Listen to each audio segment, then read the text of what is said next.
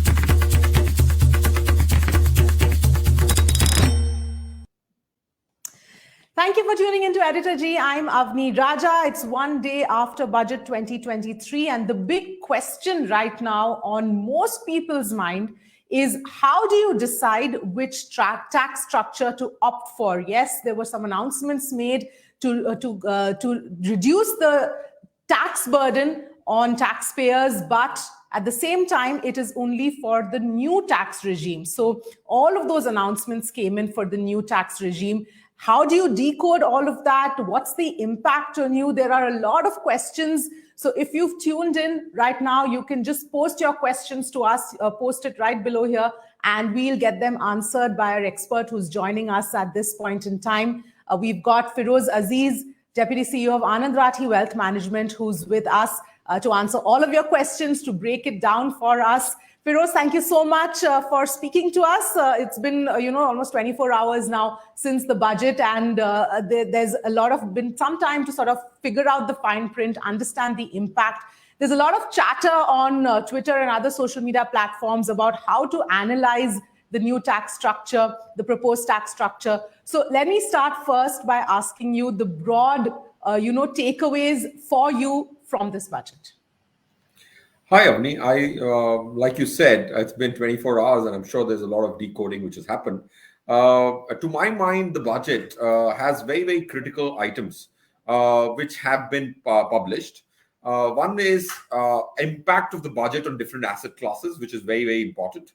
Equity gets a huge push because of this budget, especially due to the capital expenditure which is expected. Of course, that's a very easy number to decipher. Capital expenditure is one of the expenditure which government finds very difficult to do. It's not just the intent of expenditure, it's also the execution which becomes very, very challenging. There are websites of the government which show you what is the progress on the capital expenditure of projects which were undertaken, because the expenditure actually happens by the states, and you have some environmental clearances. NGOs can actually stop your projects. So one is the intent of expenditure, which is great, but it's very important to push those projects through so that the ripple effect of the positive side in the GDP is known and seen. That's point one. Point two, leaving more money in the hands of the individuals is certainly happening with this new tax regime becoming default. Hence, a consumption push seems imminent. Third, equities will do well. Third, if you look at the tax collection numbers, they have now projected a net tax collection of 20.89 lakh crores for this financial year. And I think that's still an underestimation of a lakh crore net more. So government borrowing is not going to be high. And that's why you see debt is also doing well. And real estate, which was making things very difficult for a commoner by the price rise, has also been curtailed. So that's the best news which has not been spoken about. What used to happen is these really ultra rich used to sell real estate and use the section 54F to buy back real estate, never letting the prices come down. I think 54 being capped at 10 crores might look like, how does it change anybody's life? But there are thousands of crores which get reinvested in real estate because of the tax benefit, and that will stop now. That will make sure that affordable housing remains affordable for a commoner. So asset class is great impact, and several other things we can speak of, Avni. That's why I think I'm very happy with the budget. Right, absolutely. That seems to be the common consensus there. But now let's come down to, the nitty-gritties of it, and especially the tax part of it. If you can, Feroze, just run us through the main highlights as far as the tax, and then we'll get down to the basics in terms of the numbers. How does one assess? How does one analyze? Yes. So, see, to my mind, most people should opt for the new regime, and logically so. I think the numbers are so starkly clear that I don't think nitty gritty needs to be even done. To my mind, when there is a tough competition between two things, then you have to get into the threadbare numerical value of each of these. In my opinion, if you look at the new scheme where you're paying 10% tax at 15 lakh rupees, 10% tax at 15 lakh rupees, and you are left with 13.5 lakh in your bank account. And what Right. you do with your 4, 5 lakh, 3 lakh savings, which you were forced to do into debt instruments largely, now becomes you are on the driver's seat. If you invest 3 lakhs properly, as against 6 7%, if you grow money at 15%, which is very easily possible in an economy like ours, then you are going to make 20, 30, 40,000 more every year, every single year, for the future. So to my mind, it's not, you're not skating on thin ice with respect to the debate whether the new is good or the old is good. To my mind, the old is so obsolete that the new cat clearly is very good. And India is a young country. They love to learn. They can invest for themselves. India has done a lot of savings. We are the third largest saver in the world, but we are a very bad investor community, because we love debt. 1.7 crores is there in FDs, CRISIL report says. Now that's making 4%. There's not even tax benefit in that. So I personally think the new one wins hands down, and somebody doesn't even have to do too much mathematics to get there. Okay, so let's start off by first understanding what it means when the finance minister says that the new tax regime is going to become the default tax regime. So for next year, once this comes into force, does this automatically mean that you will then be taxed under the new regime unless you choose the old regime? So only if you opt for the old regime, you will automatically be moved to the new regime. Yes, absolutely. I think we all as human beings have an inertia to do something. So that's what has been recognized. So that emotional aspect of default is generally good for most of us.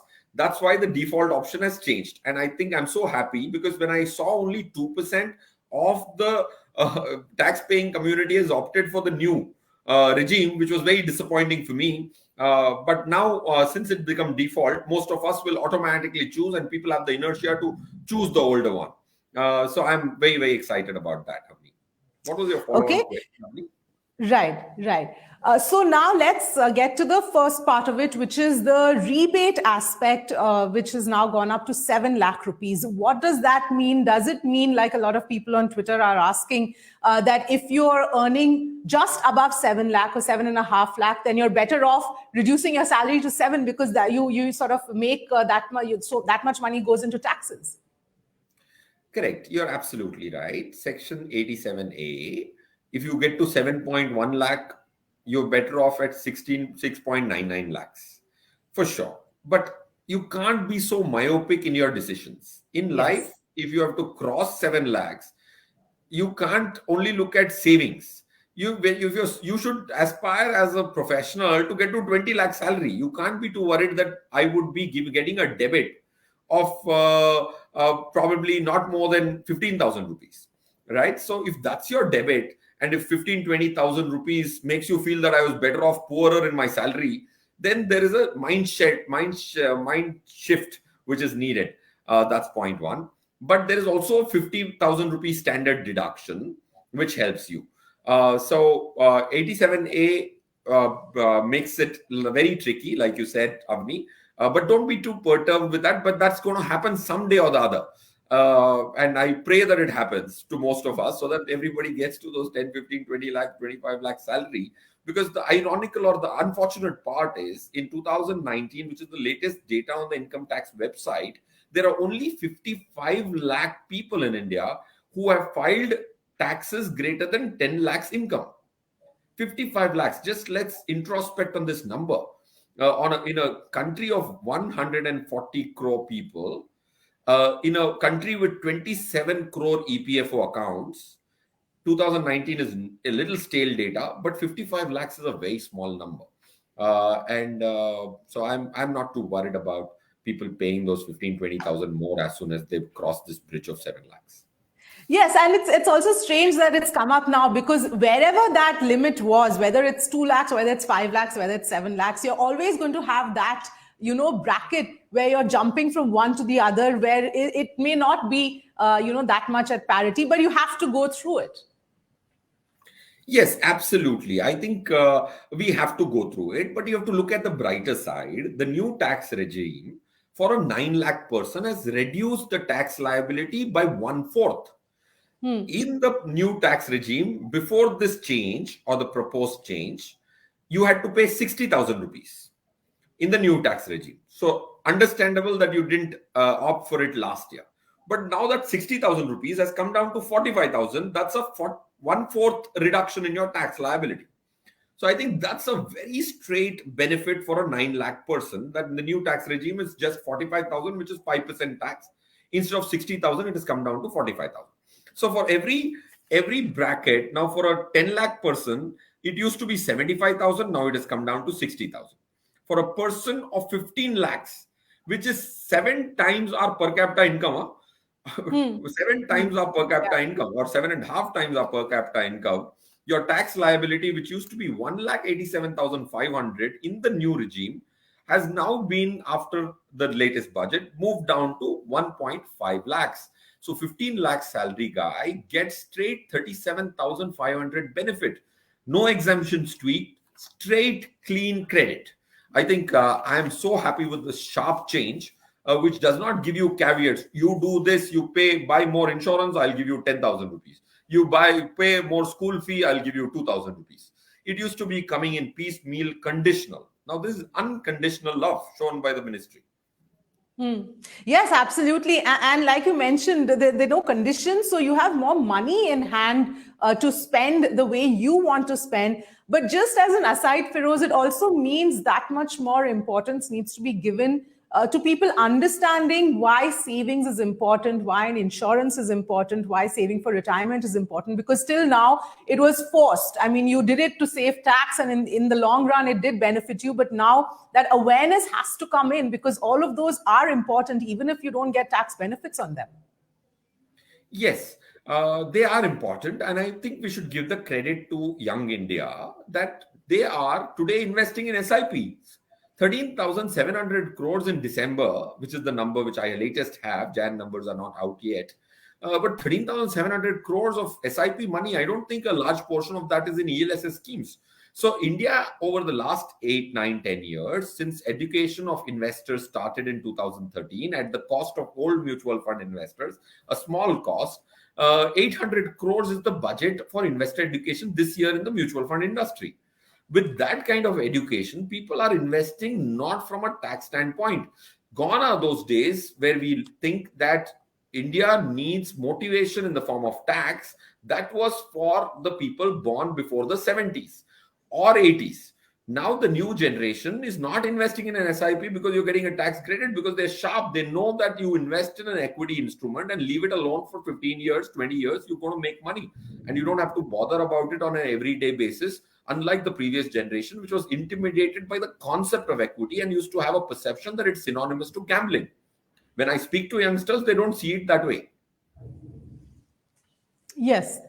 Now, Feroze, let's talk about the standard deduction that has come in. It wasn't there till last year, but now that's coming into the new tax regime. If you can just explain how that would work with the 7 lakh exemption as well. See, the 50,000 standard deduction makes it 5.5 lakhs tax-free, right? So 50,000 helps you save 2,500 rupees. The first 2,500 rupees is what it saves you. So basically, you don't have to worry about its implication. The implication is as simple as 2,500 rupee reduction in tax because of this exemption. Okay. Now, one of the other, questions that have come up is, can you shift to and fro? So, for example, if I decide this year that I want to, be in the new tax regime, but next year I have a lot of tax savings that I end up doing, investments that I end up doing, can I shift back to the old regime? Yes, you can shift back to the old regime. Now, let's assume you didn't choose to make a change and went with the default option, and suddenly realized that the default option was not good for you the subsequent years. Then you can, of course, switch back to the old scheme at any point in time till it exists. But be mentally prepared for it to fade away in about 5-7 years. Right. So then, under what conditions for people who are trying to figure out, people who maybe have home loans, people who already have their ATC options in force, under what conditions is it conducive for one to remain with the old regime or choose the old regime? See, if you are anywhere below 10 lakhs and if you already have involuntarily contributed to the ATC limit. For example, if you have a home loan running, if you have an insurance policy which you have done and you're paying an annual premium already, so up to 10 lakhs, if your ATC limit is already committed to, then even if you are at 10 lakh, the new regime will cost you 2,500 rupees. So not opting for it is a good idea. Above 10 lakhs, the meaning of the ATC utility becomes not so useful, especially because in the new regime, 7 lakhs becomes your exemption. Right. So now with the other, the 1.5 lakh that was in the old regime, if you can just, break it down with a couple of examples that I saw that, your team has crunched the numbers. So if we could look at a couple of those examples and you can give us how it sort of stacks up. Correct. So for example, if you look at 9 lakh rupee salary, old regime, you used to get a standard deduction of 50,000 and ATC of 1.5 lakhs. If you already have an employee provident fund contribution, which is counted in ATC, you also have a home loan. So your principal repayment gets counted in ATC. If you have education of your child and the tuition fees counted in ATC, most of them have already utilized their 1.5 lakh limit. So your taxable income, 9 minus 2 lakhs, which is 50,000 of standard deduction, and a deduction of 1.5 lakhs of ATC leaves only 7 lakhs taxable. In the old tax regime, you have to pay 2.5 on the first 2.5 lakhs you pay nothing. On the second 2.5 lakhs you pay 12,500. On the third 2 lakh component you pay 40,000. So your total tax liability is 52,500. Now in the new tax regime, okay, if you are not using any other section like the NPS section, the insurance health premium 80D, and only using ATC, your taxable limit is now for the first 3 lakhs you pay nothing, for the subsequent 3 lakhs you pay 15,000, and the last 3 lakhs you pay 30,000. Your total outlay is 45,000. So you save 7,500 rupees in the new regime, provided you have not utilized the NPS deductions, which is 50,000 separate, the 25,000 for health insurance. If these two are not utilized, then you can go for the new scheme. If that is also being utilized and that has been committed to, then the game changes. Right. And that's really the important point, because like somebody else also pointed out, this is all the reactions sort of coming in, that in the new regime, there's 7 lakh rupees where you're not paying tax. But in the old regime, if you looked at it, it was 5 lakh.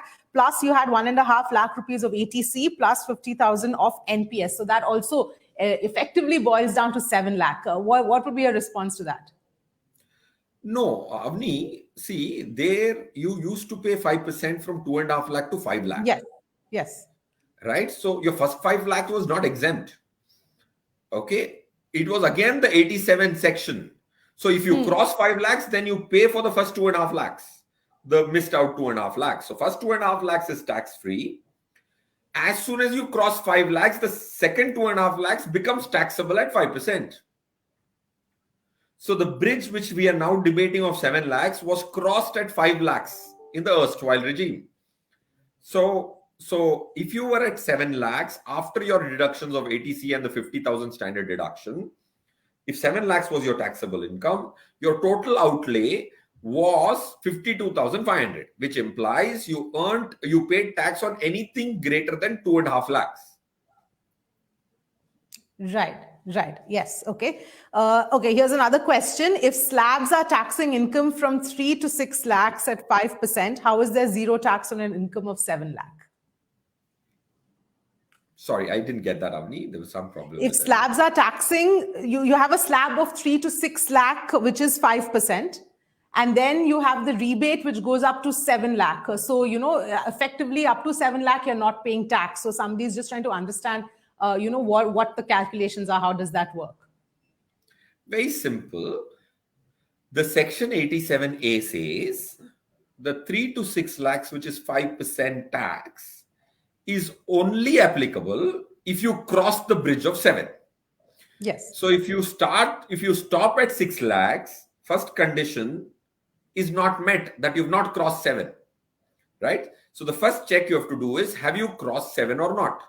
If you have not crossed 7, then this 3 to 6 lakhs slab doesn't apply to you. If you have crossed 7, then this 3 to 6 lakhs slab comes alive. Does it answer, Avni? Yes, absolutely. I think this has been a very common question. I've seen it from a lot of people. So I think that really simplifies it and puts it in a way that everybody can understand. Again, Feroze, just going off on a bit of a tangent, do you worry that, insurance, for example, which again was, there was another announcement that came in, but that was targeting largely the HNIs. But a lot of people used to buy insurance last minute as a way to save tax. Do you think that the importance of having insurance will sort of not be understood with this new structure? Avni, I think firstly, insurance was misunderstood. Yes. That insurance can be clubbed as investments. I personally believe that several insurance policies which I have seen exiting, most people don't calculate the per annum return, is why people might still buy insurance. I won't buy an insurance policy other than a term plan ever.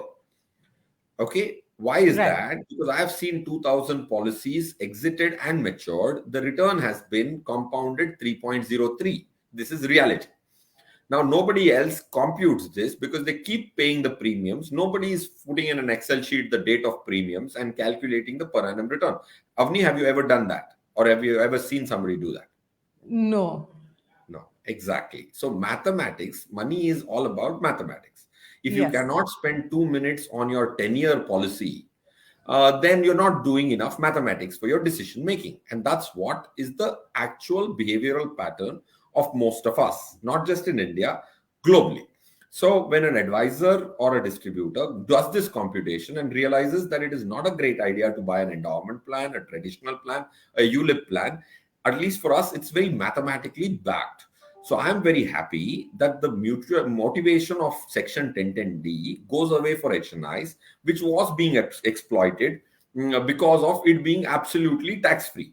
15-year gains or 10-year gains being tax-free was not logical for a person who's paying 5 lakhs plus premium. A person who can pay 5 lakhs premium per annum will at least have a 30 to 40 lakh salary, which is very few people, 10 lakh people in India. The 10 lakh people were exploiting this loophole, which has got plugged very smartly so. And I again tell people that I plead them to not look at any of these 3 categories. Mathematically, I think makes no sense. So buy yourself adequate term plan so that if something were to happen to the earning member, the family is taken care and you're paying some abysmally small numbers like 20-25,000 for a 1 crore cover. And it is pure insurance and got nothing to do with money coming back to you unless there is a demise. Yes, absolutely. I do agree with you on that, Feroze. So, to sort of sum all of this up in terms of all of those who are running after their CAs and trying to do all the calculations, are there any sort of bullet points or that you can count off your fingers and say, this is what you need to do while you're figuring this out? So it's not about figuring out old, new. What do I choose? Yeah. I think it's about figuring out your financial goals. It's a message that you have to come on the driver's seat of your Yes. investments. That's the Yes. message. Don't let mis-selling drive your investment patterns. If you have to, we don't have a social security. So the key message is be more financially vigilant and learned. I think it's not very difficult in the digital age to learn basic finance and also take support if possible. If you can afford a distributor or an advisor, take that. But I think today there is enough information. So the key message to a commoner is come on the driver's seat when you're managing your money. Absolutely, Feroze. We'll leave it there. Thank you so much for breaking that down and putting that into perspective as far as the old or the new tax regime is concerned. For our viewers, I hope all of, at least those have answered some of your questions. We'll keep trying to break this down for you, answering of all your questions going forward in the coming days as well. But the most important takeaway here is that you must ensure that you understand the importance of savings, importance of saving for retirement, for example, or anything else without the tax deductions. You're getting a lower tax rate now. So all in all, it is better to shift to the new tax regime, which you will have to do by default, unless it is under certain circumstances like Feroze was pointing out. So with that, it's a wrap from me. Thank you so much for watching.